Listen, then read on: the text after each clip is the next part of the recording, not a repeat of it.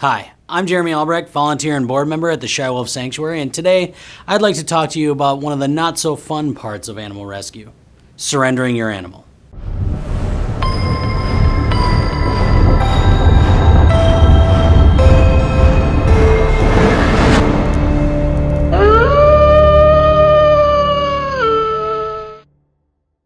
Now, Shy Wolf Sanctuary is an exotic animal sanctuary, but this video is not referring to only exotic animal owners. This is referring to anybody who's thinking about surrendering their animal, whether it's one of these or it's one of these. So you've decided to surrender your animal. Maybe you lost your job, maybe you had a baby and they're allergic, maybe you made a training mistake and you're in over your head. Maybe the animal has become aggressive. Maybe you have a fear of commitment. Maybe nobody told you that iguanas require a UV light or that huskies will get their energy out one way or another, whether that be on your walk or on your couch.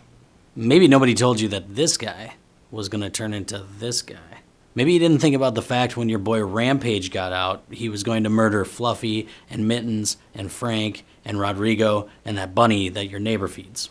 Maybe now you have a lawsuit on your hands. Maybe you're keeping the animal illegally and you're starting to get paranoid. But here's the first thing I want you to know. As rescuers, we don't care why the animal's being surrendered. We are not here to judge you, so please, please, please don't subject that animal to neglect or release it into the wild because you're afraid of being judged or persecution. That's not what we do. And as a message to other rescuers, don't get after owners while they're in front of you and try not to disparage them afterwards. I know it's hard, but nobody benefits from it, and it just undermines our great work by making us look bitter. That said, there are other options out there besides surrendering your animal. There are many groups and individuals out there that specialize in helping you to manage that problem animal and overcome those challenges. So please, if that is an option, take it. A lot of the time, all you need is a little bit of coaching. All right, so you still want to surrender your animal. Once you've contacted an appropriate rescue, these are the things that we ask of you to make the process as simple as possible for both you and us, and of course the animal. First off, give us all the records you have on the animal. Tags, vet records, breeder records, pedigrees, incident reports, photos, everything. Listen, I don't care if the breeder paperwork is up in a heavy box in the attic in the far corner.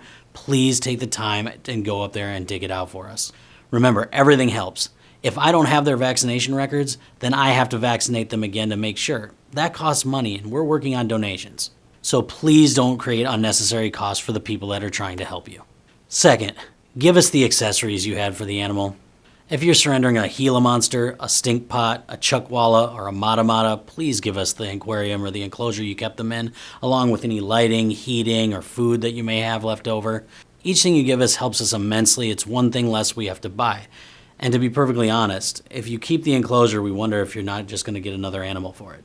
If you're surrendering an ai or a dingo or a wombat or a dugong, please provide us with the leashes and the collars and the flea medicine and the heartworm and the kennels and whatever a dugong needs.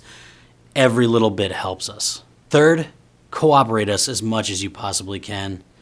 We're working on donations, and let's be honest, we're kind of doing you a huge favor here. In many cases, we are relieving you of the biggest problem in your life. Okay, and not only that, but we are doing it guilt-free. Just think about that for a second. As long as you're surrendering to a no-kill shelter or a sanctuary, you are doing this guilt-free. You know that animal is going to go on to have a great life. So please keep that in mind when you're trying to decide whether you're going to drive the 4 hours down to the sanctuary or you're going to make us do an 8-hour round trip to come and get the animal. Please make us taking your biggest inconvenience away from you as convenient as possible for us.